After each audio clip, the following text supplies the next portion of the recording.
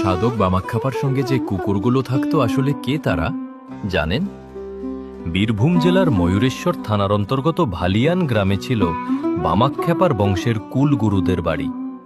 তৎকালীন সরল নিষ্ঠাবান কৌল ব্রাহ্মণ পরিবার। এই পরিবারের এক সদস্য শ্রী ইন্দ্রনারায়ণ ভট্টাচার্য ছিলেন তন্ত্র সাধনায় মনোযোগী পণ্ডিত ব্যক্তি। একবার তিনি তার 10-11 বছরের ছেলে শম্ভুনাথকে নিয়ে চণ্ডীপুরে মাতৃদর্শনে এসে বামাখ্যাপার আশ্রমে যান। সেই সময় কিছু ভক্ত বামার কাছে চাল কড়াই ভাজা ও আখের গুড় নিবেদন করলেন। বামা শিশুসুলভ ভঙ্গিতে তা খেতে শুরু করলেন। মুখ ও হাতে গুড় চাল ভাজা লেগে আছে, পাশে বসা প্রিয় কুকুরগুলোও তার সঙ্গে খাচ্ছে। খাওয়া শেষ হলে কুকুরগুলো বামার মুখ চেটে পরিষ্কার করে দেয়। এই দৃশ্য দেখে ছোট শম্ভুনাথ বিরক্ত হয়ে বলল, ছি ছি, এই খ্যাপার কাছে কেউ থাকে নাকি? বামদেব তখন মৃদু হেসে শম্ভুনাথের মাথায় হাত রাখে।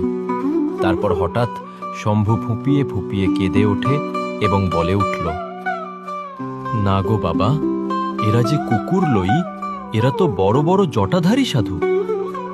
ইন্দ্রনারায়ণ অবাক হয়ে চেয়ে থাকলেন বামদেবের দিকে।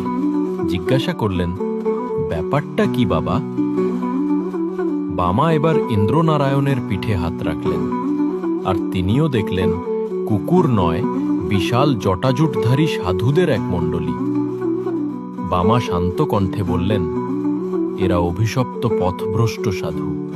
পূর্বজন্মের পাপে এ জন্মে কুকুর রূপে এসেছে, আর এখন আমার সান্নিধ্যে মুক্তির পথ খুঁজছে। এই ঘটনার পর ইন্দ্রনারায়ণের মনে বামাখ্যাপার প্রতি গভীর শ্রদ্ধা ও ভক্তি জন্ম নিল।